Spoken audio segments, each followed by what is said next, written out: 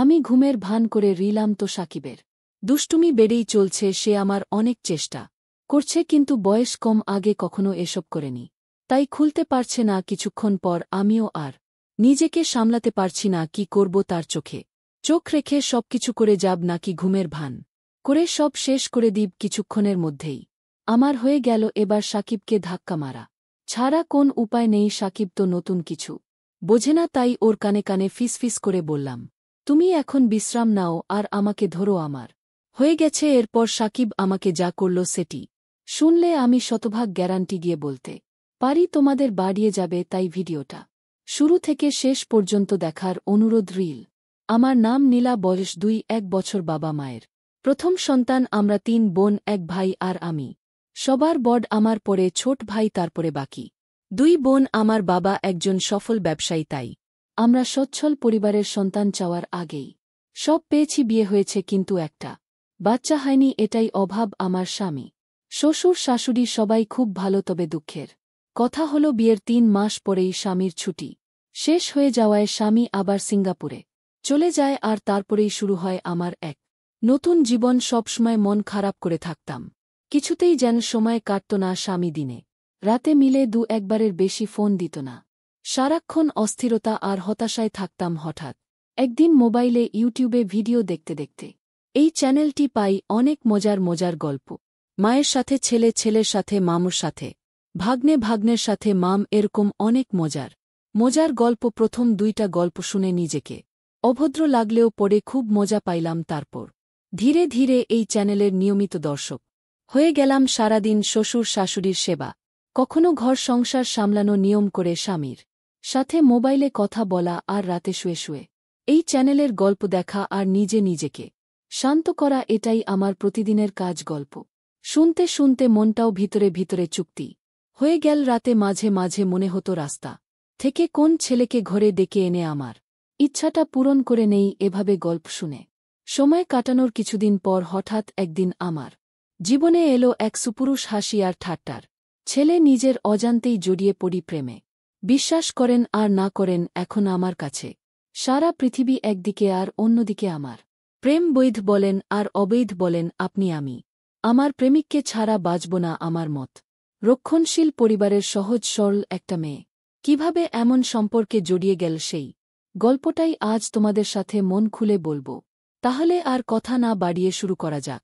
কিন্তু কোথা থেকে শুরু করব ভেবে পাচ্ছি না। আরেকটা কথা বলে নেই, আমার কিন্তু গল্প বলার অভ্যাস নেই। এই চ্যানেল থেকে যতটুকু শুনেছি আর শিখেছি সেই অভিজ্ঞতা থেকেই বলছি। সবসময় অন্যের গল্প শুনি, তাই ভাবলাম আজ নিজের একটা গল্প সবার সাথে শেয়ার করি। গল্পের নায়ক বলেন আর খলনায়ক বলেন তার নাম সাকিব। সাকিব আমার স্বামীর আপন বড় বোনের একমাত্র ছেলে, মানে সম্পর্কে সে আমার হয়। সাকিব খুব শান্ত স্বভাবের ছেলে। বিয়ের সময়ে সাকিবকে একবার দেখেছিলাম, কিন্তু ভালোমতো কথা হয়নি। তখন সাকিব এসএসসি পরীক্ষার্থী ছিল, পড়াশোনার চাপে মামার বিয়েতে ঠিকমত বেড়াতে পারেনি। সাকিবদের বাড়ি গ্রামের দিকে, তাই এসএসসি পরীক্ষায় পাশ করার পর সাকিব আমাদের বাড়িতে, মানে আমার শ্বশুরবাড়ি থেকেই পড়াশোনা করত। আমাদের বাড়ি থেকে সাকিব যেই কলেজটায় ভর্তি হয়েছে তার দূরত্ব ছিল মাত্র 1-0 মিনিটের। সাকিব প্রতিদিন সাইকেলে চড়ে কলেজে যেত। আমার শ্বশুর বাড়িতে ঘর ছিল মাত্র একটি, তবে সাকিবের পড়ালেখার কথা চিন্তা করে বড় ঘরটার পাশে ছোট একটা পড়ার ঘর তৈরি করে দেয়া হয়েছিল। ঘরে চেয়ার টেবিল সহ একটা খাটিয়াও ছিল। তবে রাতে বড় ঘরটার একটা রুমে থাকত আমাদের। বড় ঘরটাই 3টা রুম, একটা রুমে আমি আর আরেকটা রুমে আমার শ্বশুর শাশুড়ি থাকত।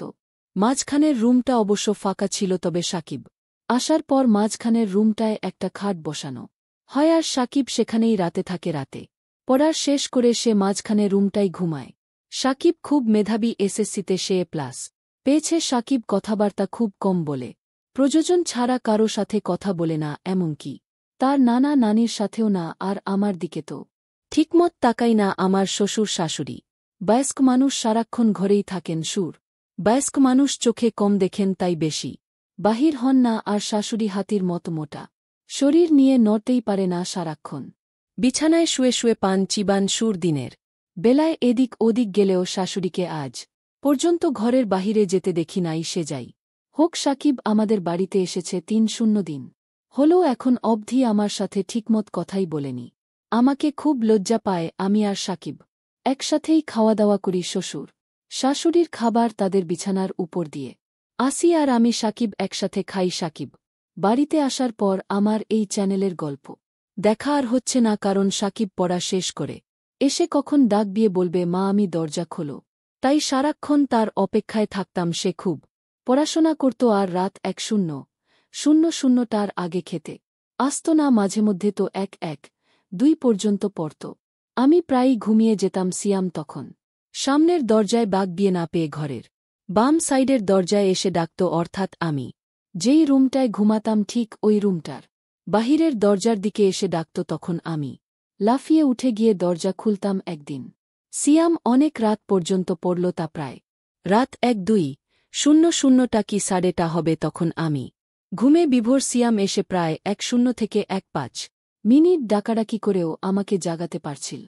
না উপায় না পেয়ে সে রান্নাঘর থেকে মাছ ধরার ছিপ দিয়ে জানালার ফাঁক দিয়ে আমাকে গুতা মারল আমি লাফিয়ে উঠলাম তারপর গিয়ে দরজা খুলে দিলাম আমি ভাত খাওয়ার জন্য বাসন পরিষ্কার করতে চাইলে সাকিব বল মামি আমি ভাত খাব না তুমি শুয়ে পড়ো আমি বললাম কেন ভাত খাবে না কেন ভাত না খেয়ে কেউ রাতে ঘুমায় সাকিব বল না তোমার চোখে অনেক ঘুম এমনিতেই তোমাকে রোজ রাত জাগিয়ে কষ্ট দেই আজ অনেক রাত হয়েছে এবার তুমি শুয়ে পড়ো আমি সকালে উঠে খাবো আমি বললাম আমার কোন সমস্যা নেই তোমার যতক্ষণ মন চায় পড়ে এসো মাঝেমধ্যে চোখটা একটু লেগে যায় আর কি তখন সাকিব বলল আমার জন্য তুমি শুধু জেগে থাকবে কেন কাল থেকে আমি পড়ার ঘরটাই ঘুমাবো আর নানা নানিকে যখন খাবার দাও তখন আমাকেও ডাক দিয়া ওই সময় তুমি আমিও খেয়ে নেব আমি বললাম সন্ধ্যা রাতে খেয়ে নিলে রাত জেগে পড়তে পড়তে ক্ষুধা লাগবে যখন তখন কি খাবে আর তাছাড়া এত বড় ঘর থাকতে তুমি ওই ঘরে ঘুমাবে কেন আমি কি কখনো বলেছি তোমার জন্য আমার সমস্যা হচ্ছে তুমি কি বাহিরের কেউ তুমি তো আমাদের নিজেদের মানুষ তোমার জন্য এইটুকু করতে পারব না সাকিব বল ঠিক আছে মামি অনেক রাত হয়েছে এবার ঘুমাও এই ব্যাপারে সকালে তোমার সাথে আলাপ করব এটা বলেই সাকিব সোজা তার বিছানায় গিয়ে শুয়ে পড়ল আর আমিও আমার রুমে চলে আসলাম তবে আর যাই হোক আজ প্রথম সাকিব আমার সাথে এত কথা বলেছে কিন্তু একবারও আমার চোখের দিকে তাকায়নি এখন সকাল 8টা সাকিব এখনো ঘুম থেকে ওঠেনি কাল অনেক রাতে ঘুমিয়েছে তাই একটু বেশি ঘুমাচ্ছে এমনিতে প্রতিদিন সকাল 6টার সময় ঘুম থেকে উঠে উঠোনে হাঁটাহাঁটি করে সাকিবকে কখনো সকালে পড়তে দেখিনি সাকিবকে ডাক দিতে হবে কারণ 10টায় ক্লাস আছে সাকিবকে ডাক দিলাম সাকিব 8টা বাজে কলেজ যাবে না সাকিব বল কয়টা বাজে 8টা বাজে বলতেই লাফিয়ে উঠল তারপর গোসল করতে গেল মিনিট 10কের মাঝে গোসল শেষ করে নাস্তা খেয়ে সোজা কলেজ চলে গেল এরপর ঠিক 2টার সময় কলেজের ক্লাস শেষ করে বাসায় ফিরল মাঝে মধ্যে অবশ্য 12টা-1টার দিকেও চলে আসে পড়ার ঘরে বই খাতা রেখে গোসলখানায় হাত মুখ ধৌত করতে গেল এদিকে আমি খাবার নিয়ে বসে আছি সাকিব ঘরে আসলো তারপর আমার দুজনে একসাথে দুপুরের খাবার খেলাম খাবার খাওয়ার সময় কোন কথা হলো না শুধু জিজ্ঞেস করেছিলাম কলেজে ঠিকমত ক্লাস হয় কিনা বাচ্চা ছেলের মতো মাথা নেড়ে শুধু বলেছিল হ্যাঁ শুধু এইটুকুই খাবার খেয়ে সাকিব তার ঘরে গিয়ে শুয়ে রিল সাকিব অবশ্য দিনের বেলা ওই ঘরটায় ঘুমায় সন্ধ্যা হয়ে গেল সাকিব ঘুম থেকে উঠছে না আমি পড়ার ঘরে গিয়ে সাকিবকে ডাক দিলাম আমার ডাক শুনে ঘুম থেকে উঠে বিছানায় বসল আমার দিকে তাকিয়ে বলল কি হয়েছে ডাকছ কেন মামি আমি বললাম না কিছু না সন্ধ্যা হয়ে গেল তুমি এখনও ঘুমাচ্ছ পড়তে বসবে না সাকিব বল সন্ধ্যা হয়ে গেছে নাকি দেখি কয়টা বাজে সাকিব পড়ার টেবিলে রাখা তার হাত ঘড়িটায় টাইম দেখে গোসলখানায় হাত মুখ ধৌত করার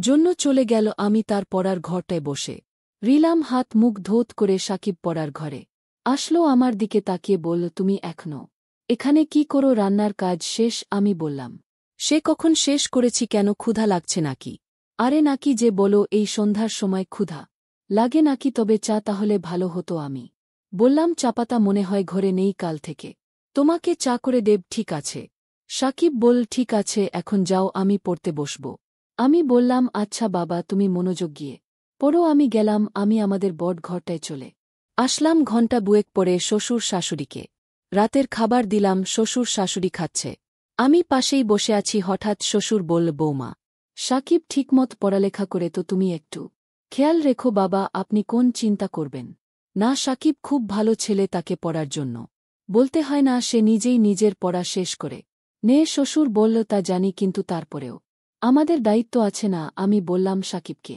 নিয়ে আপনাদের কোন চিন্তা করতে হবে না, আমি সারাক্ষণই তার সাথে সাথে আছি। আর বাবা কাল সকালে সাকিবের জন্য দোকান থেকে চাপাতা নিয়ে আসবেন। সাকিব আজ সন্ধ্যার সময় চা চেয়েছিল, আমি বলছি কাল থেকে দেব। শাশুড়ি বল সাকিবদের বাড়িতে সবাই চা খাওয়ার অভ্যাস, আমিও একবার তোমাকে বলবো বলবো বলেও ভুলে গেছি। তোমার শ্বশুরের আনার দরকার নেই, বাজার সদাই যা লাগে এখন থেকে সাকিবকে দিয়ে নিয়ে আসবে। সাকিবকে সকালে আমি বলে দেব, আর বৌমা সকালে নাস্তা করার সময় আমাকে মনে করিয়ে দিও, আমি সাকিবের সাথে কথা বলবো। আমি বললাম ঠিক আছে মা। আমি তাদের খাওয়া শেষ হওয়া পর্যন্ত বসে রইলাম।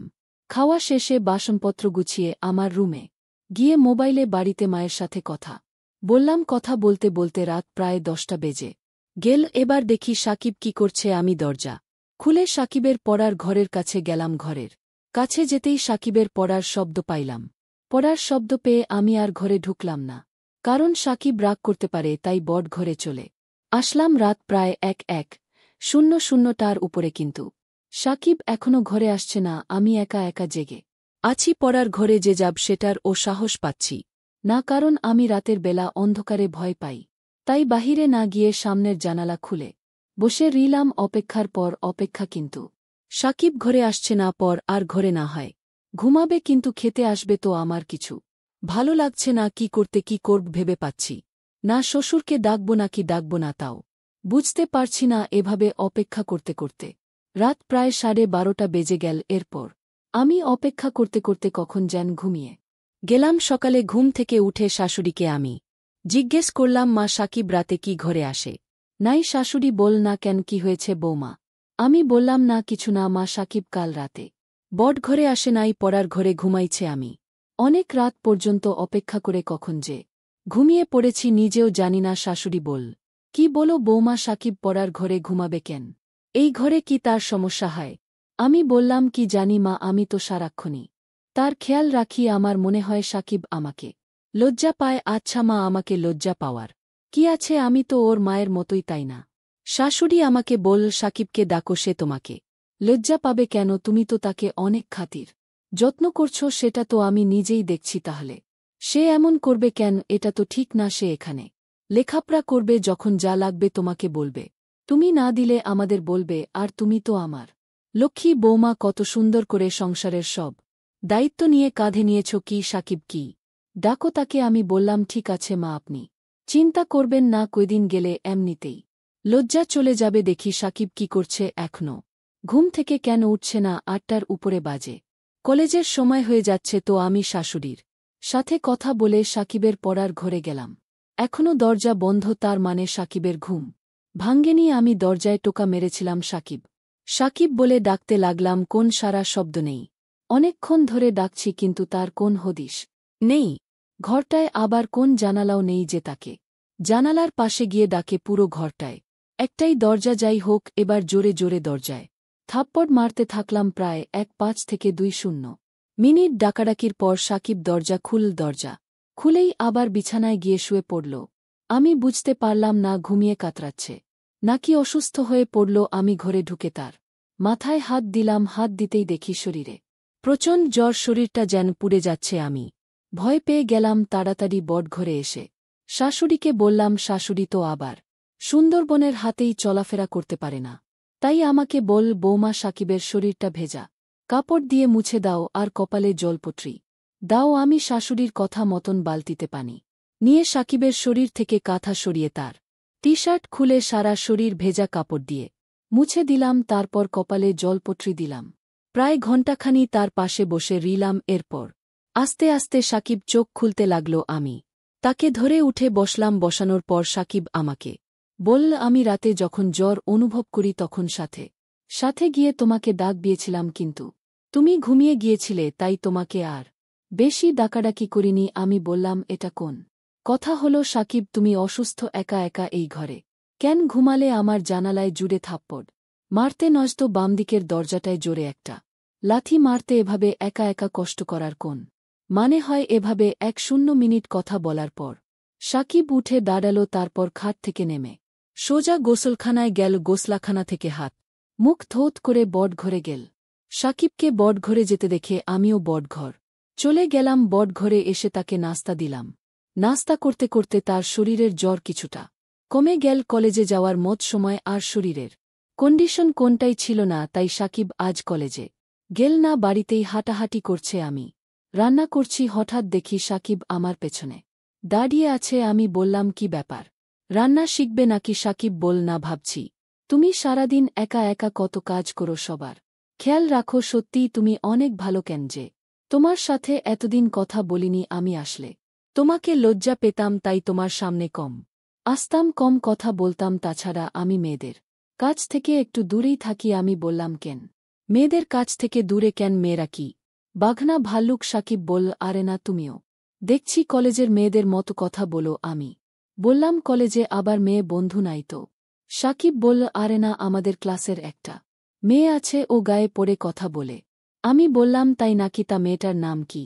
সাকিব বল, বিশ্বাস করো আমি ওর নামও জানি না, আর জানার ইচ্ছাও নাই। তাকে দেখলেই আমার প্রচণ্ড রাগ হয়। গায়ে পড়ে কথা বলা মেয়েদের আমি একদম পছন্দ করি না। আমি বললাম, তাহলে তো তুমি আমাকেও পছন্দ করো না, কারণ আমিও তো তোমার গায়ে পড়ে কথা বলি। সাকিব বল, তুমি কি বাহিরের মানুষ নাকি? তুমি তো আমার সাথে যখন খুশি কথা বলতে পারো, বলতে গেলে তোমার সাথে কথা না বলে আমি অপরাধ করেছি। তোমার জায়গায় অন্য কেউ হলে এতটা খেয়াল রাখত না। তুমি সত্যিই খুব ভালো। আমি বললাম, হয়েছে, আর হাওয়া দিতে হবে না। এবার যাও, আমার মোবাইলটা দিয়ে তোমার মাকে একটা ফোন দাও। তোমার অসুখের খবর জেনে গেছে মাকে।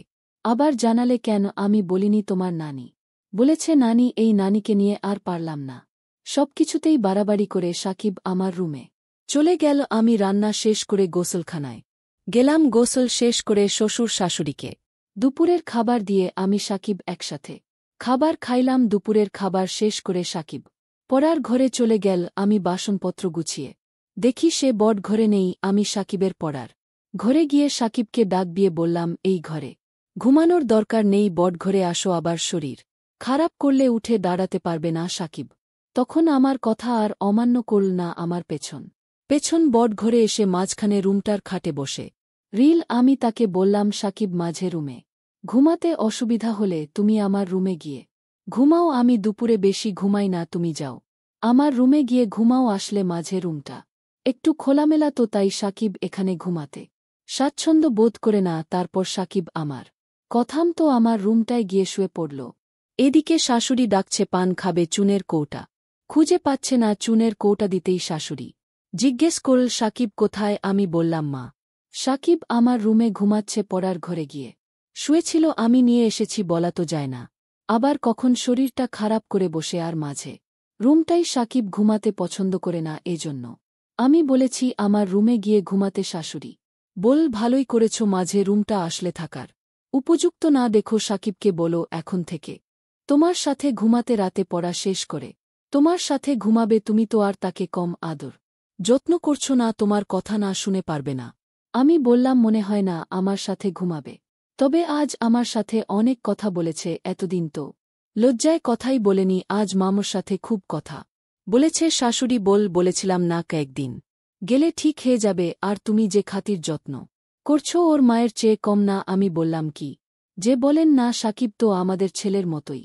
তাছাড়া সাকিবের মামা সাকিবকে অনেক ভালোবাসে, প্রতিদিনই ফোনে সাকিবের খোঁজ খবর নে। সাকিবকে কি আমি যত্ন না করে পারি? শাশুড়ি বল, না রে মা, তোর মতো বউ পাওয়া ভাগ্যের ব্যাপার। এই বলে শাশুড়ি প্রায় কেঁদে দিল। আমি চলে আসলাম আমার রুমে। এসে দেখি সাকিব ঘুমায়নি, মোবাইলে গেমস খেলতাছে।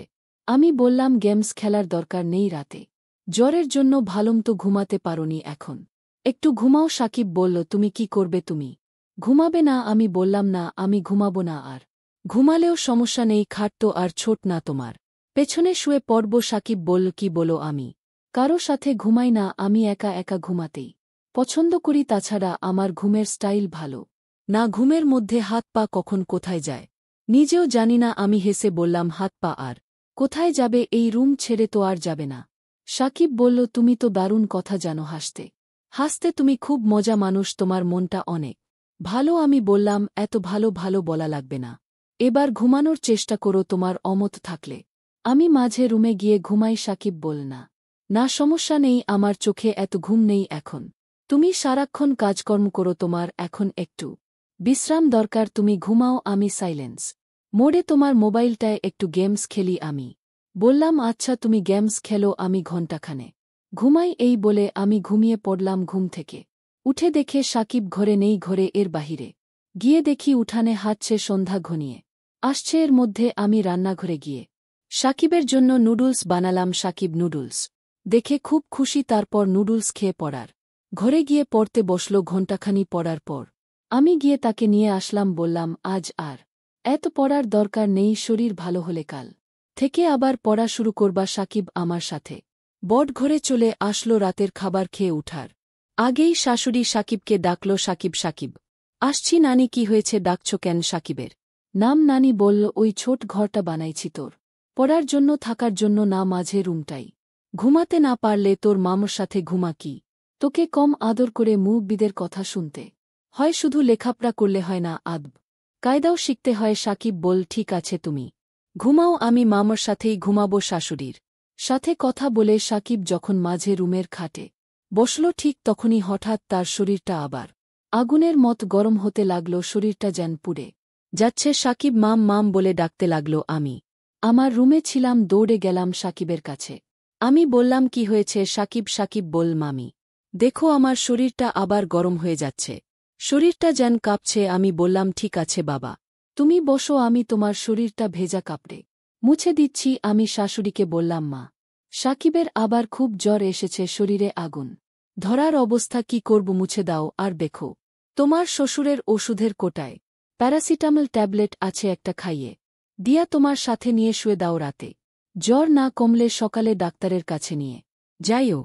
আমি শাশুড়ির কথামতো তাই করলাম আমার রুমে নিয়ে খাটে শুয়াইজা তার সারা শরীর ভেজা কাপড় দিয়ে মুছে দিলাম সাকিব জাম জ্বরে খুব কাঁপছে দেখে আলমারি থেকে একটা কম্বল নামিয়ে দিলাম আমি আর সাকিব পাশাপাশি শুয়ে রিলাম আমি সাকিবের মাথায় হাত বুলাতে লাগলাম জ্বরে সাকিবের শরীর ভূমিকম্পের মতো কাঁপছে তার কাঁপুনি দেখে আমি তাকে জড়িয়ে ধরলাম তারপরও যেন কাঁপুনি থামছে না অনেকক্ষণ পর কাঁপুনিটা একটু কমেছে এবার তার চোখে একটু ঘুমও দেখা যাচ্ছে এদিকে আমার চোখেও ঘুম এসে গেছে আমি সাকিবের মাথায় হাত বুলাতে বুলাতে কখন জানি ঘুমিয়ে গেলাম গভীর রাতে সাকিবের জ্বর আবার বেড়ে যায় কিন্তু আমি টের পাইনি জ্বরের কাঁপুনিতে নিতে সাকিব আমাকে জড়িয়ে ধরে সাকিব যখন আমাকে ধরেছিল সম্ভবত আমার এলোমেলো ছিল আমার স্পর্শে তার ইচ্ছার বিরুদ্ধেই তার জিনিস শক্ত হয় যায় সে নিজেকে সামলাতে না পেরে অবশেষে সে আমার করতে থাকে আমি প্রথম প্রথম কোন কিছু